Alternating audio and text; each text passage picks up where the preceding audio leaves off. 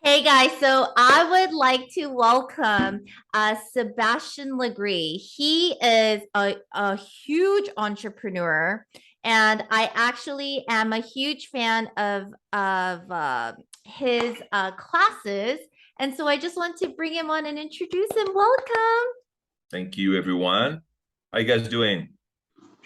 Awesome. Good? Thanks for the Uh, time. Great. you're welcome. Thank you, Caroline, for organizing this. Yeah, every single time I have a chance to talk a little bit about what I do and also being an entrepreneur, I like to maybe bust out some of the myths, because it is definitely a roller coaster ride. I mean, this is never an easy route. Before I get started, as anyone here, do you guys know what do I do? I mean, the fitness. Have you ever heard about my fitness method and equipment, anything like this? No, Just from Caroline. just from Caroline. Okay, Caroline's been fantastic. She's been a great supporter. I love her. Yeah, so basically, about 24 years ago in 1998, arrived in LA. I want to become an actor. So I decided to become a personal trainer to support my acting ambition. And as it turned out, personal training just took off. I mean, just immediately, not even a month, 2 months, right away. I just found my niche. It just became something I was meant to do. And so when I decided to, basically devote my life to personal training, then that's when I started to think about, fitness, because prior to that, I was just like a meathead, just bodybuilding, doing steroids. I was the gym rat that you saw the guy. I was the first one at the gym and the last one at the gym. And for me, the only thing that mattered in life was the gym. So I worked out heavily in my teens and my early 20s. Now I'm 24. I'm in LA. I'm huge. I have, big muscles, all that stuff. I want to become into the acting. I'm doing the personal training. And the personal training inevitably leads me to this new fitness craze, right, called Pilates. So never heard of Pilates before. I had, I was completely surprised, because for me, I've read everything on fitness you could possibly imagine. I have a master's in business, but my whole interest, my entire life, has always been fitness. So I would go to the library and then just read old studies and book and chemistry. So I literally trained myself, for bodybuilding, also nutrition. I know a lot about nutrition because it's literally 80% of the battle in bodybuilding. So never heard in my entire life anything about Pilates. And I thought I read anything about everything. I mean, I knew about all kinds of fitness methods. So here I am, 1998. I'm learning Pilates. I'm like, shit, I need to make clients. I don't give a shit. I'll teach yoga if you want to, stretch classes. I need to make money, right? And so I'm studying Pilates, and I'm really struggling with it, because I'm a guts and glory type of guy. I love to lift weight. I love to get sore. I love to get swollen. I love to sweat. I love, if I don't get any of that stuff, I'm not interested. So here I am teaching these women on this interesting wooden machine. I'm like, fuck, how do you get a great workout from a machine made out of bamboo? Get the fuck out of here. It's just like, what is this reformer shit? But there was there was one machine, and that's actually the reformer. When I first saw it, I immediately saw, okay, so this machine is used mainly for rehab, right? So when you look at the reformer, one of the machines in Pilates is called the reformer, and basically it's a rolling. You lay on this bed, and it's a carriage, and it rolls back and forth. And while you lay on your back, you do a bunch of exercises that are basically aimed at restoring the natural balance in your body. Because the whole premise behind Pilates is that most of us have pain because we are imbalanced. So the whole idea of Pilates is to balance your body. Once you balance, you don't have any pain. That's it. There's nothing more. Everything else you've heard about Pilates is completely wrong. Everything has changed. I'm going to talk to this in a second, because when I came in the scene in 1998, unknowingly, I was going to change the fate of Pilates. So I've single-handedly changed how Pilates is taught today. So when you go to mini Pilates studio today, they don't even teach Pilates anymore. And matter of fact, most Pilates studios don't even know what Pilates is. They think that my workout is Pilates. So that's why, Caroline, when you give me an opportunity to talk about that briefly, I go on every fucking news channel, every podcast possible, and I try to tell my story, because this week, I don't teach Pilates. So anyway, So I teach that, and I teach the Pilates. I see that the women are, doing the workout with me, but then they go to the gym. And to me, there's no more insult. If you do a workout with me and then you leave to go work out after that, this is the greatest insult. And trust me, I have 3 ex-wives, okay? So I know about insults, all right? You cannot insult me more than take a workout with me and say, okay, now I'm going to the gym. It's like, fuck you, man. So these women are all going to the gym and after the workout. So I go to the owner and I say, listen, man, I'm more than happy to teach your clientele Pilates, but these women are leaving. And if you let me change the method, the workout, I could actually keep them in and probably get more of their friends because they're all looking for something more. And the owner is like, okay, Sebastian, I don't care what you teach on those machines as long as they keep coming back and pay. Fine. So then I started to do a circuit training using Pilates equipment. And that's really when this was basically setting me up for where I am today. I didn't know that because at those times, I'm only doing one-on-one training so that I can go and get to my auditions. That's all I fucking care, right? And so I do these workouts, for them. I design these workouts, because I don't do this type of workout. I like to lift explosively. I like to lift weight. I like to do this. So this workout that I designed was not for me. It was for this special group of women, mostly, models, actresses, beautiful women, just wanted to get in shape and not bulky because a lot of them had roles on TV or theater, whatever, and they had to fit in the wardrobe. So that I had very clear limits on what I could do with the body, but they were not satisfied. They want everything to be lifted. So I'm like, no problem. I know exactly what to do because as a bodybuilder, we know how to do both things. We know how to stretch muscle fibers so you can make the muscle fiber thicker. So we can do volume training. I can get you really big if you want to. Or now it's time for a show. You want to get shredded. So now we do the opposite. And now we use training techniques to shrink those muscle fibers and to make them tight. So what I did, I used all the training techniques to make the muscle fibers tight. And I used the Pilates equipment because back in 1998, you have to understand that the women's ideology or the women's attitude toward fitness has evolved 200% over the last 20 years. Back in 1998, women did not want to most women did not want to work out with weight because they thought weight was going to make them thicker, which is absolutely not true. Okay, this is far from the truth. So I had to trick those women to do weightlifting using Pilates equipment. That's what I did. And it just took off like fucking crazy. I could not keep people. And then very soon I had to offer classes because I could no longer basically accommodate the demand. Within 3 months of teaching this new style of fitness, I was on TV. I started to get invited to show. I was training a lot of celebrities. It just took off. I mean, it was really meant to be. And the funniest thing is that I did that for many years and not even really taking it seriously, So at the beginning, I called it Pilates Plus because I didn't give a shit.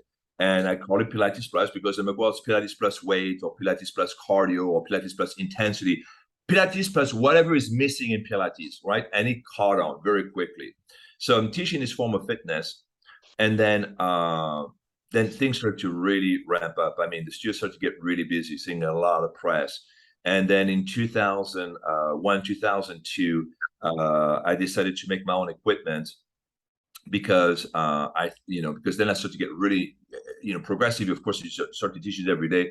You become more and more invested in that. And I realized, well, maybe I should actually consider making my own machine. I had Balance Body, which is like the #1 Pilates equipment manufacturer in the world, approached me. They wanted to make a machine for me. They saw, wow, we love how you use your machine. It's a totally different style, but we would love to do the machine for you. So I started to work with them. They started to make modified parts for my reformer, and then it transformed the workout. I'm like, wow, this is really cool. How just even having a platform now just completely changed the workout. And little addition on the machine completely changed everything. So without knowing it, I got sucked in the entrepreneurial things. I didn't know at that time I was an entrepreneur. Now for me, it's easy for you to talk about entrepreneurship to you. But at then, that's what I was doing, not knowing it. For me, I'm just like, oh, fuck yeah, I'll make a machine for the studio. And I'm still thinking, well, I'll still go to my auditions, right? So as I'm pouring all this money into this business, I'm still going to go to my auditions because that's what I came here for, right? It took me 8 years to detach myself from this original idea, because in 2006, when the Proformer was out, I shot a pilot at my studio using my machines. So I was still very much thinking about doing something in entertainment. But I was an entrepreneur already by then. By then in 2006, so I made basically the Proformer. The Proformer was essentially a larger reformer with more features that would make the machine, that would allow me to teach more fitness, because the reformer is very naked. And I actually recently did a video comparing the Megaformer to the reformer, and it's like comparing a Ford Model T to a brand new electric SUV. Yes, they share a few similarities, but everything else is so different. You can't even put these two in the same category anymore, because I've really transformed the reformer. I have 135 patents now on that technology. And so anyway, so Proformer comes out. I get a lot of accolades from the press. People love this workout, and I didn't have a chance. Caroline, the thing with me is I've always been pushed into a situation. I've never really had a chance to think about what I was doing in the future. Even today, I'm still caught up into just this thing. I've never really sat down and said, okay, I'm going to sit down for a day and think what I've done, where I am today, and where I'm going to go next, and what do I want to do. I'm just responding. I don't know. It's a very organic process for me. I've never wrote any business plan. I hate writing business plan, maybe because I'm dyslexic. And for me, it takes me a long time to even read an email, to read a page, or even to write something. So when I ask people to email me, I say, send me just a couple sentences, because you have no idea. When you send me a fucking Bible of things, I will never read it, period. When people send me this huge fucking proposal, 25 pages, I simply never read it. It's just too much. My brain works in a very specific way, and then I have to work with this, otherwise nothing gets done. So, in 2006, now I have, my own machines. Of course, my own machines, all of a sudden people say, fuck, this is great. I love this workout. I love this machine. I want to buy this machine for home. Are you going to open a studio in Beverly Hills? You're going to open in Santa Monica? Oh, open a studio in New York City, all that stuff. And I'm just literally, all these like people are coming at me, wanting to buy the machine, want to open studios and stuff like that. And I didn't really anticipate any of that shit. So I'm like, I didn't want to do a franchise, because the franchise was going to be way too costly. And also at that point in 2006, I'm still not even serious about this stuff. Yes, I made a machine. I'm getting a patent on that machine. First machine, great. Everybody loves it. But I still want to do my acting, right? I still want to kick ass, on screen. So I'm taking what I've done, partially, seriously. And now I have people open to a studio. So I'm like, okay, fuck it. I'm going to do a license. The license is going to be the easiest thing, because I don't have to give them any support. I'll make them pay a fee to use the name and the method, and that'll be great. And then there will be passive income that comes to me. I'll have that studio. Perfect. This is fantastic. It's the best scenario for me. Then I have plenty of money coming in. I don't have to teach anymore. I can really focus on my acting. Great. That's what I'm fucking thinking, right? And it just poured in, man. It just, the demand for this. So the first year in 2006, I sold 3 licenses. And then I think the next year I sold like something like 50 or 60 or 70 licenses. And then after that, it just fucking just took off. It's just like, it was something that I just did not have, something I'd never anticipated, something that I'd never really planned for. And of course, because all this stuff, it kind of happened all at once, I made a lot of fucking mistakes. I mean, a lot of fucking mistakes, One of the first mistakes that I did was to basically grant exclusivities to agreements. So there's nothing wrong with doing an exclusive agreement with someone, but you need to really sit down and think about, what are my real opportunity costs when I decide I'm only going to sell to you and no one else. When you do this, you ever do this in your life, you really have to think about the potential of this. I would tell you, I'm not going to say when or where, but I had made this exclusive agreement with this one licensee, and the cost of the exclusivity was essentially $5,000 a month, right? So I'm thinking $60,000 a year. Well, that license, the first year, cost me $1 million, because as soon as I signed that agreement, I had 3 other people wanted to open studios right in that same area, which also included the cost of the equipment. And that $60,000 made me lose $1 million. So you really have to absolutely think about what you do. And that's why I don't do exclusivities anymore. I get people, they always threaten me, well, if you do an exclusivity, I'm not going to do business with you. Fine, because here's the point. It's like, for me to do an exclusive deal with you, I would have to charge you millions of dollars a year. millions of dollars. You're not going to pay this. You're never going to make that money to pay for the exclusivity. So in my business, I realized too late that the exclusivity does not work. It doesn't work, and it's cheaper to keep everything on exclusive. But those exclusivity agreements came out to bite me in the ass, because not only it gave me a lot of, I lost a lot of money through the opportunity cost, but also the exclusivity created a market for copycats. So now you would have, licensees or would-be licensees who wanted to open in an area, but that area is not exclusive to Caroline or Andy or Rick or Warner, right? And, you guys don't want any other people to operate in your territory. So I can't sell in that territory, but someone else could say, well, they're going to make a copy of the machine and then operate in your territory. And there's nothing that either of us can do because it's not my machine, right? So that started to happen. And that started to cost me a lot of fucking cash. When you go into a patent, when you go into a litigation with someone, you're talking about millions of dollars a year on both sides, right? So no one wins. Once you get locked into a patent litigation, only the attorneys win. But you're talking about bills. You're talking about legal bills that are sometimes close to $1 million a month, $1 million a month. I've paid those bills. I got to tell you, doesn't feel great. But you have to do what you have to do. So this exclusivity really caused one problem. And I mean, I'm talking about just one thing right over here. But I made a series of mistakes that way, because the business started to happen so fast. And first of all, I never took it seriously until basically 2010. So 12 years really into it.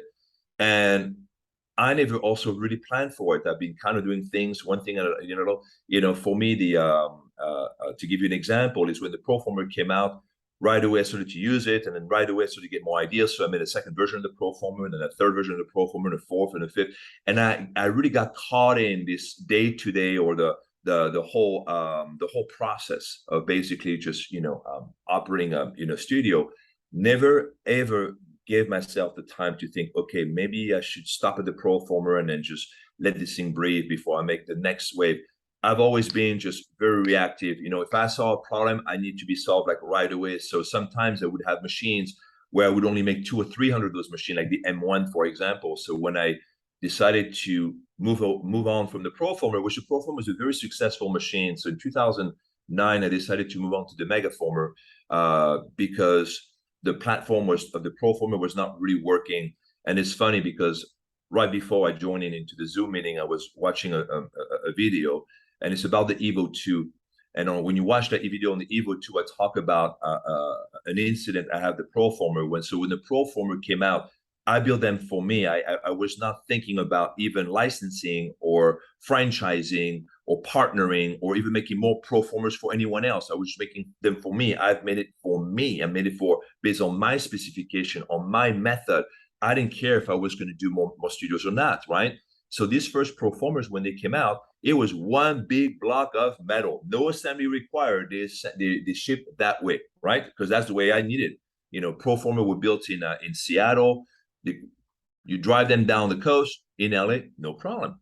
Well, it's a fucking problem when you're going to start having those Proformers in New York City, in Singapore, in Hong Kong, if you're going to have them in Seoul, Korea, in Paris, in Ireland, because a lot of the cities have much smaller places. It's not like LA where you have brand new building where you can literally just go from the street to your studio and then just drag these machines in. There's a lot of logistics involved, right? And I found out the hard way. So in 2008, that was when I decided to make the Megaformer. In 2008, I was invited to Seoul in South Korea for 2 weeks training and promotion. This was the first studio in a non-English speaking country. So I was really excited to go. That was my first time going to Asia, very happy. So I go to Seoul, and they told me, I was like, went to the studio, I went there and I see this Proformers, but I'm like, it's impossible. How did you put this fucking machine in? Because it had a very narrow a staircase. Even me, I was like shoulder to shoulders. It's impossible. How did you put the Proformer at that third floor of the building? And I said, well, it's very simple, Sebastian. We had to completely demolish the side of the building, and then we craned those machines in, and then we had to rebuild the facade. And I'm like, fuck this shit. I'm like, whoa, this is crazy. The extent that licensee had to go, I was just like, I was really in awe. So immediately I'm like, you know what? I gotta fix this. I gotta make a machine that I can break apart and stuff like that. There was a few other things in that trip to Seoul that I realized I need to do. So I got inspired for a lot of things. So go back to LA, and in 2008, I started to look for a new engineer. And in 2009, we had this new alternative to the Proformer. It's called the Megaformer. And ironically, I never liked the Megaformer. I've always liked the name of the Proformer, but I never stuck with it because I couldn't trademark Proformer efficiently. Now I'm very glad it didn't happen, because that would have actually cost me even more trouble later on. So now I'm going to the Megaformer. I'm not really liking the name Megaformer, but Mega because it's more, So no problem, get that trademark, blah blah blah. We do the Megaformer, and then now the Megaformer comes out. I was going to go somewhere with the rest, and then all of a sudden it just fucking poof, disappear. But I think that's what I wanted to say with this. I think this in this instance, it was the trip to South Korea that made me realize, okay, those machines are basically, are not going to work, and that's something that I had to resolve immediately. So that right there and then, I made an executive decision. See, someone else would have been probably an entrepreneur, would have sat down, because most of the entrepreneurs, sometimes they have a board of directors, they have advisors. I have none of those guys. I'm solo on this. I work with a lot of people. I have a big fucking team, but no one tells me what to do with the machines or if it's a good time to do this. Me, I like, once I have something new, I want it right out the door. I don't want to wait. I don't want to say, well, I'm going to wait a year from now because I just released this new product. I'm like, everything new comes out the door. Bam, bam, bam. I constantly release. I don't fucking wait because I'm so excited about it, because I know other people will be too, right? So that Proformer, in its height of its full extension, I mean, we sell more and more Proformer. I can the program and then not force everybody to go to the Megaformer, right? And that's my style. That's how I do things. I don't do market research analysis. I don't do pro format. I've done this shit, in the Masters in Business. Didn't work for me. Never liked the business plan, because how can you predict that everything is going to go according to those pages? You cannot. And even in your life, you might get married, you might get sick, you might lose a friend, you might lose your mom, you might lose a child. All of this stuff will affect how you do business. Very few people can actually completely compartmentalize their feelings for the business and then the personal life. Most people that I know, even all those billionaires, carry very much a lot of emotion. It's very hard to just to cut it. Okay, this is family, this is business, and I keep these two separate. I can't. I don't know anyone else who will. Maybe you have people like Mark Zuckerberg and maybe Elon Musk. Maybe that's the secret to their business. Is like, what happened personally and in the public life, they can actually just do this and it doesn't affect, right? Me, I cannot compartmentalize my life. When my daughter almost died, my whole week, that was over. I was at a hospital with her the whole time, 24/7. Had I had a business plan, well, that business plan would be down the toilet, because now I'm not doing any work for that whole fucking week. I'm in the PICU all fucking week. That's all that matters, is my daughter's health. That's it. These are the things that they don't teach you at school, right? They teach you at school, they're going to tell you how to do a cash flow projection. They're going to teach you how to do a pro forma analysis. You can get your return on asset, return on investment. You can calculate what you customers acquisition, all that shit, right? I don't do any of that stuff, right? I operate from the gut feeling, and for me, this has worked well and bad. I mean, you're going to make some bad thing, like for example, the exclusivity made sense to me at the beginning. It made total sense because you get passive income. But then you never realized the exclusivity would actually create, a demand for copycat product. Probably if I had someone who had been doing this type of deal for 20 years, you probably told me, Sebastian, you can offer an exclusivity, but only offer it 6 months. It's included in a license, and it's a way to launch your business and then never do it again, because A, B, C, D, E, F, G is going to happen. No one told me that. So I learned, and now I know. And and I know about other stuff. There's some things that I will share with you in this broadcast, and things that I won't, because it's a public broadcast. So I think that I think that is something that I would recommend that you do, is definitely when you start to embark or you're about to make a big decision. Like for me, changing machine was a big decision. Going from a Proformer to Megaformer. I mean, it should have been a big decision, but it wasn't. I just cut it, I canned it. turned out to be a fantastic decision because the Megaformer is the number one, the most famous reformer known. I mean, even people who make Pilates equipment now, they don't even make reformers anymore. They make copies of the Megaformer. Nobody uses the reformer as a benchmark. I've literally taken over this whole industry. Early on, I said I changed the Pilates industry, and I changed it this way.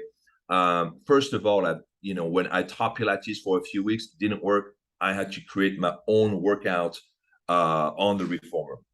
And so when I created this own workout, the mistake that I made is that I didn't change the name. I kept them Pilates Plus because I didn't take the workout seriously. And also, this was not my machine. It was built on the reformer, right? But it took me literally 12 years to go from Pilates Plus to Lagree Fitness, and then that's when I realized, in 2010, I realized I had to create a whole brand new name. I had to package this differently, and also because I wasn't teaching, the Pilates method. But for 12 years, I kept fucking saying this is not Pilates, but I used Pilates Plus, right? So it was that contradiction, and it was, and I was right. And I'm the one who made all this decision. It was right in front of my face. It's not Pilates, but name of the business Pilates Plus.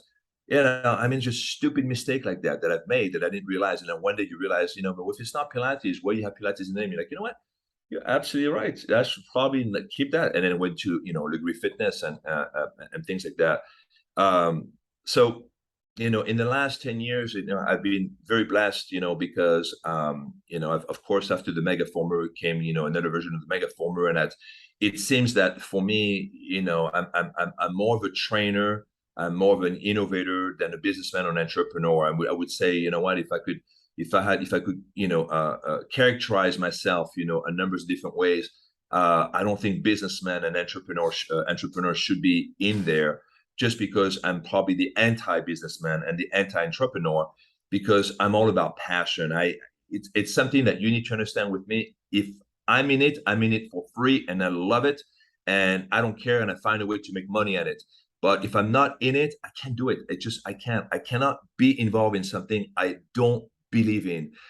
I'm asked all the time, to invest into other people's project in fitness, or evaluate this or evaluate that, and I just don't, because all that interests me is what I'm doing, because I have control over that stuff, and I'm creating something very unique and authentic. For me, uniqueness and authenticity is very important, but it's hard to achieve today because there's just so much of everything, And so I could never tell you in your field what would be authentic and unique. But for me, I know that's what I thrive toward. So in the past 10 years, I've gone into making all kinds of fucking invention, man. I mean, there's just so many fucking machines that I have. I have machines that just go up. I have machines that tilt. I have machines you control with your brain. I have patents on mind-machine connection, because that's kind of the future I want to go. I realized for me that the benefit of fitness are not the physiological benefit of fitness, because today I did a documentary back in 2013 called The Future of Fitness, because it was very interesting to see how technology was going to influence people. Would people work out in the future if they had a chance to just take an injection? And the reality is most people will not work out, and most people will take the injection. So in this documentary, I had to show why it's still relevant to work out. Because yes, in the future, you're going to go to your local genetician store, and then they're going to alter your DNA so that you're never fat, and you're always muscular or something like that, right? So there's got to be something more to working out than just, looking great, because you feel great. And that's the thing that you will never get when you get a fucking injection or an implant, or you altering your DNA, right? You're not going to get all these other processes, the drive, the discipline, the commitment, the follow through that allow me to be a successful entrepreneur, are the same quality to build muscle. I showed up every day at the gym. I was disciplined. I ate a fucking shitty diet, to try to look perfect for so many years. I was at the gym 3 times a day. I had no fucking social life, because that's all I dedicated myself. That's back I was like 18, 19, 20, 21, all that stuff. I just was living that fucking clean life. Well, guess what? You're going to be an entrepreneur. No fucking social life. It's going to be the same thing. Whether you're building a muscle or building a business, you are going to use the same attribute, the same things. That's it. You need a lot of faith, because When you build a business, you need to have the same faith. Okay, today I'm going to go to Starbucks, get a coffee. On your way to Starbucks, you don't hope that Starbucks is going to be there. You don't see Starbucks because it's 5 miles away, but you know it's there, right? You're driving, you know it's there. You were there yesterday, it's going to be there tomorrow. You know it's there. When you build a business, you must have the same fucking belief. It's there. It hasn't happened. You guys cannot see it. I see it, but it's there. I'm going to show you. All I've done the last 20 years is I've shown people my whole vision, but I'm not done with it because I have actually more that I want to do with the machines. The reason why I keep making those machines better is because in my mind, I'm not there yet, but I'm showing my process right now. For you now, it's been 24 years. You can start seeing a little bit of my track and say, oh, okay, this is kind of what it's doing, right? But it's going to be the same thing. So when you go work out at the gym and you have your biceps at this fucking thing, one day you want them like really thick like this, it's going to happen. You keep working out and little by little, you start seeing progress like, okay, yeah, I'm on the right track. But you still go, you don't have that result, but week after week, you put yourself to this regimen where you have to sleep better, you eat right, you get your nutrition, you work out, you do everything right in order for these little muscles to grow, right? In the business, it's going to be the same thing because at the beginning, it's going to be fucking rough.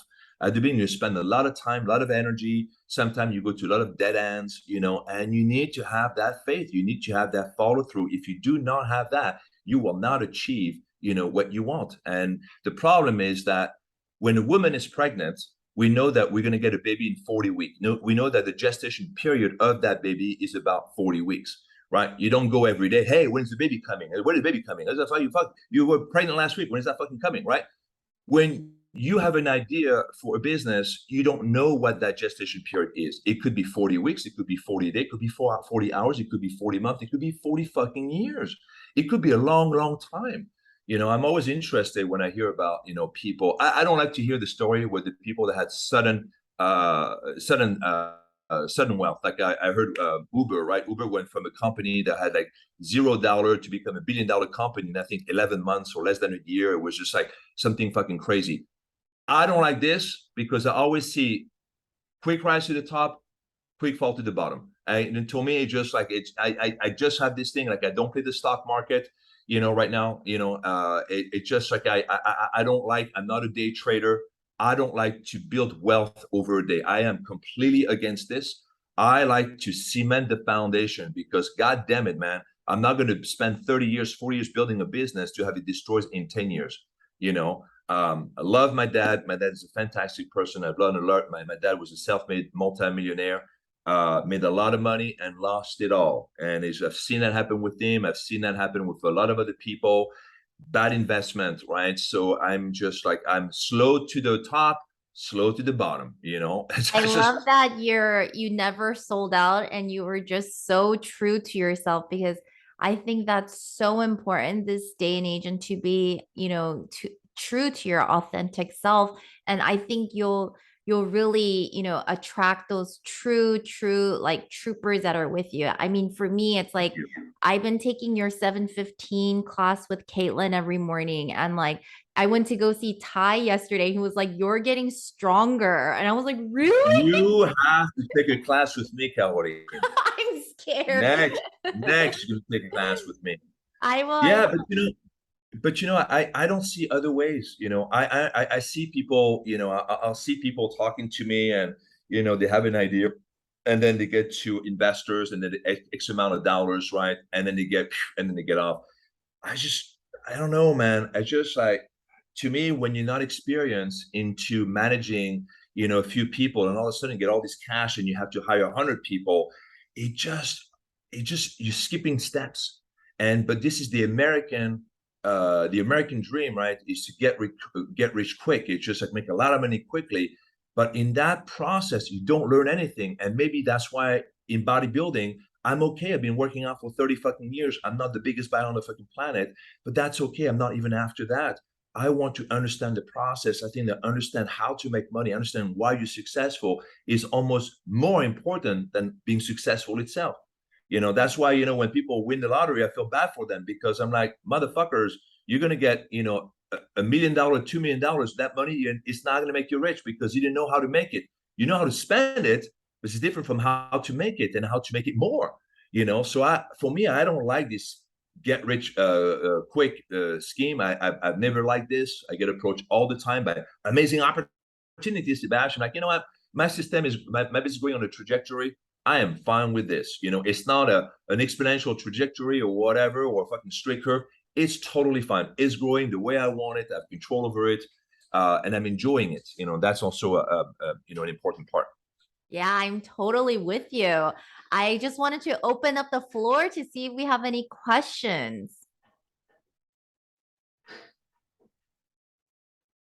Does anyone have any questions? Raise hand, unmute.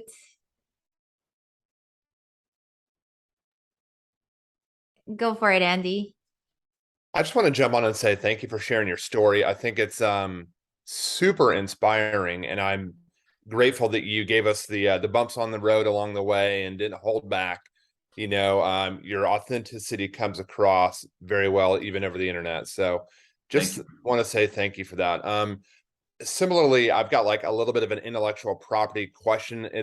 I've developed this method for helping people automate all their finances, but I feel very open-handed about it. I want to just get your take briefly because, you know, we're in this mastermind to create a course, and so I've created this course on this method.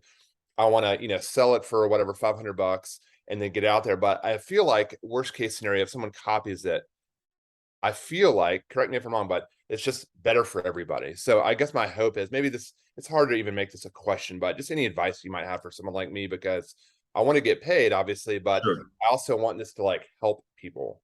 And so I'm just kind of wrestling with that. At the beginning, you're going to have to bundle your IP with the service, because the problem is like, if anyone infringes on your IP, are you going to spend, you know, the hundreds of thousands of dollars to protect it? And that's the thing, right? So once you start having IP, the IP is worthless if you don't intend to protect it. So I would say, you know, at the beginning is just, you're going to have the IP and the service, always match that. I would not recommend to just only you know, rest on the IP, because also there's other ways of doing the same thing, right? You may have thought of this one way and you got your intellectual property, but then someone else will figure out to achieve the same thing doing a different process, and that won't infringe on your thing. So I think that you have to just be, you know, open to that, but to really bundle the service so that, you know, prove your use, that you're just more than an inventor and innovator. You know, you've created this whole method, and, you know, you have to tell people like, listen, I'm going to sell you the right to use this method, but also I'm going to walk you through this as well. You know, so I think having the IP and bundling the service with the IP, that's going to be your path. But definitely take the proper step to protect your idea. I know that Elon Musk is telling people that patents are for the weak, but that's also because Elon Musk is not an inventor. You know, I mean, he buys company and he buys company that have patents, so he has the patents, but he didn't create those patents himself. So I think when you out there and you really legitimately, you know, create something new, you should get credit for that, you know, and you should get the patents. And also because when you file for that, you also have the dates. You know, it indicates it's, you know, it's always good to say I was first to file this. You have proof of that.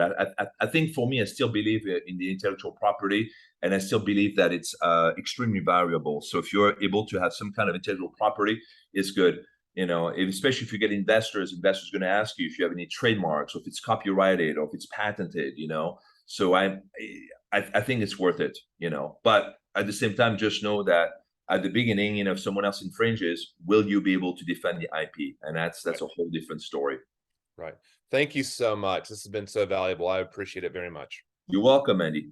I know. Thank you so much for spending your time and coming here. This was amazing. And I never knew like your backstory and like, you know, all these things about patents, exclusivity. Like that's, you know, yeah.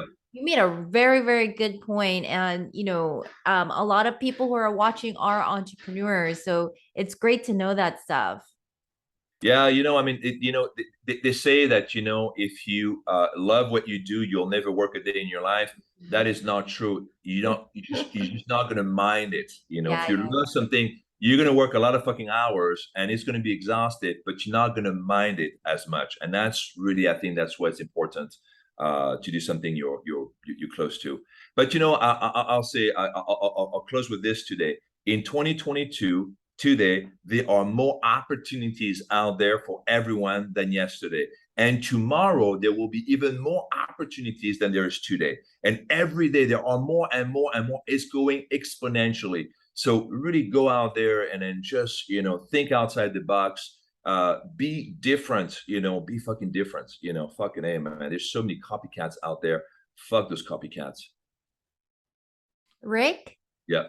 That was a great way to close. But I do have a question for you. I wanted your thoughts because you're the perfect guy for this question.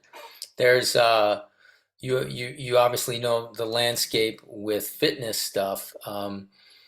Emerging technology like what Peloton's done with the TV and the streamer, and also augmented reality. So I had the Facebook headset for a while, and I noticed that they were pushing the fitness stuff pretty hard. I'm wondering, like, what is on your mind for the next 5 years in fitness innovation? So actually, it's funny you said that to me. I was approached about a month ago or 2 months ago with this EMS suit. So you know about EMS technology? Those are like the suit that you wear, and they basically stimulate your muscles by sending an electric current. It's extremely popular in Germany. It's going throughout the whole Europe, and now it's coming into the United States. So there's different companies. So this company approached me, and now we're going to basically do a marriage of the two workout.